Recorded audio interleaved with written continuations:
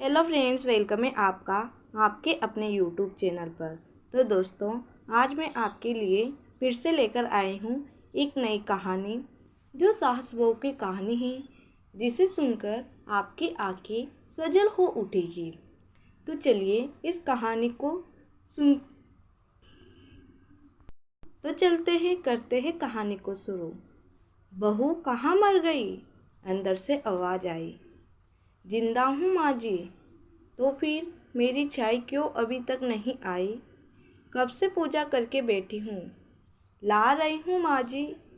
बहू चाय के साथ भजिया भी ले आई। सास ने कहा, तेल का खिला खिलाकर क्या मारोगी मेरे को? बहू ने कहा, ठीक है माँ जी, जाती हूँ। सास ने कहा, रहने दे, अब बना दिया है तो खा लेती हूँ। सास ने भजिया उठाई और कहा, कितनी गंदी भजिया बनाई है तुमने। बहू, माँ जी, मुझे कपड़े धोने हैं, मैं जाती हूँ।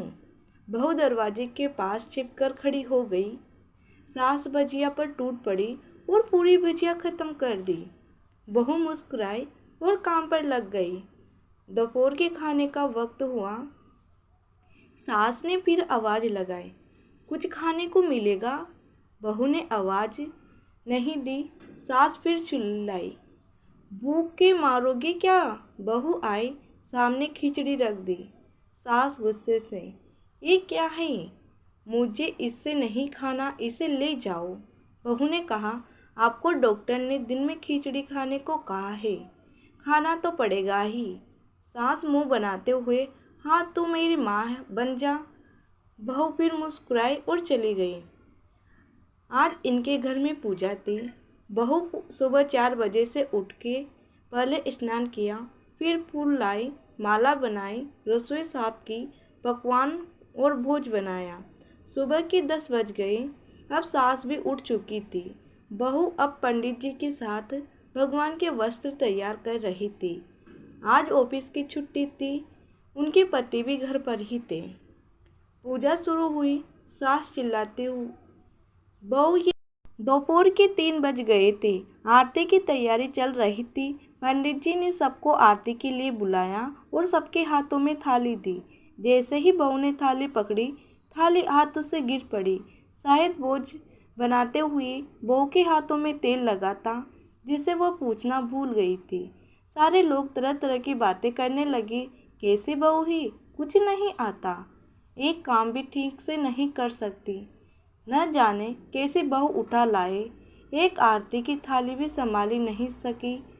उसके पति को भी गुस्सा आ गया, पर सास चुप रही, कुछ नहीं कहा, बस यही बोल के छोड़ दिया, सीख रही है, अब सीख जाएगी धीरे धीरे। अब सबको खाना परोसा जाने लगा।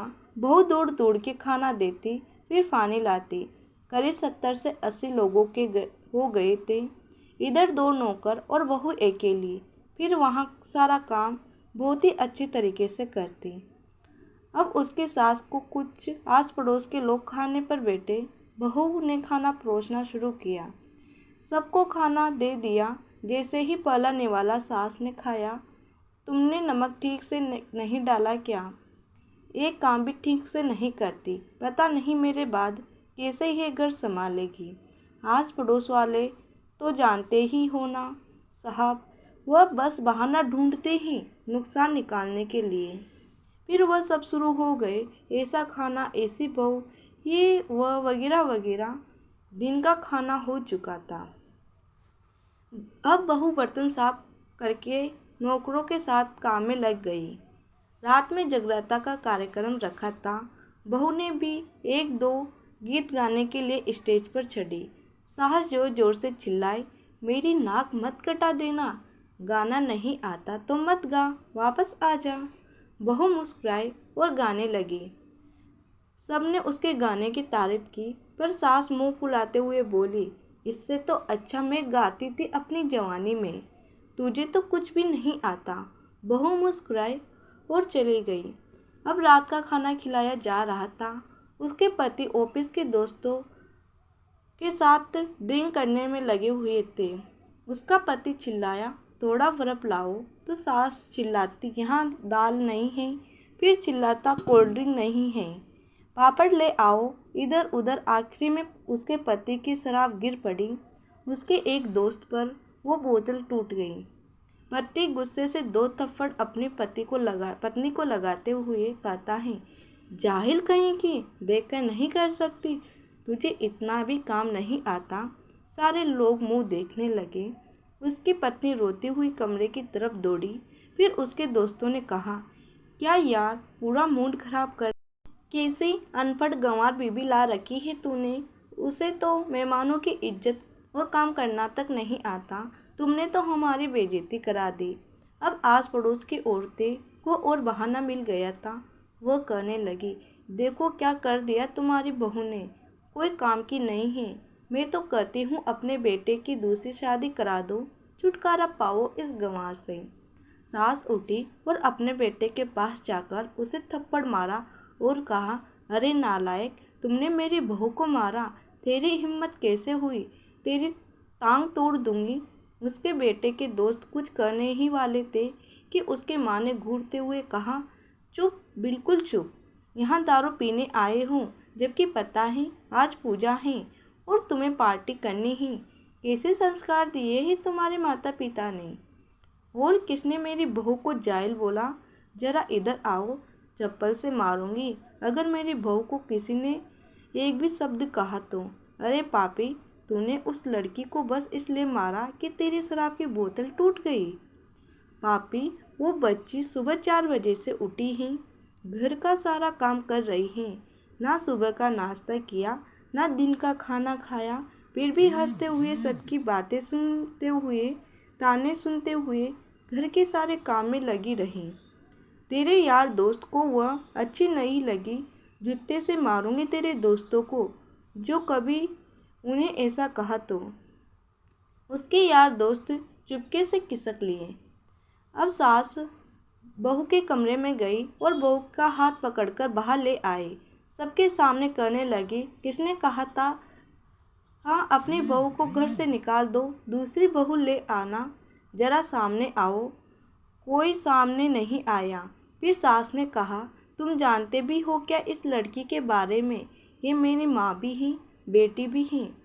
माँ इसलिए मुझे गलत काम करने पर डांटती हैं और बेटी इसलिए कभी कभी मेरे दिल की भावनाएं समझ जाती हैं। मेरी दिन रात सेवा करती हैं, मेरे 1000 ताने सुनती हैं, पर एक शब्द भी गलत नहीं करती, ना सामने ना पीठ पीछे। और तुम मुझसे कहते हो दूसरी बहू ले आऊं, याद है ना चुटकी की दादी।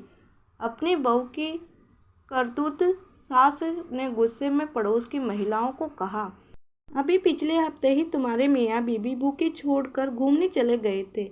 मेरी इसी बहू ने 7 दिन तक तुम्हारे घर का खाना पानी, यहाँ तक कि तुम्हारे पैर दबाने जाती थी, और तुम इसे जाहिल बोलती हो। जाहिल तो तुम सब हो जो कोयल और हीरे की फर्क नहीं जानते।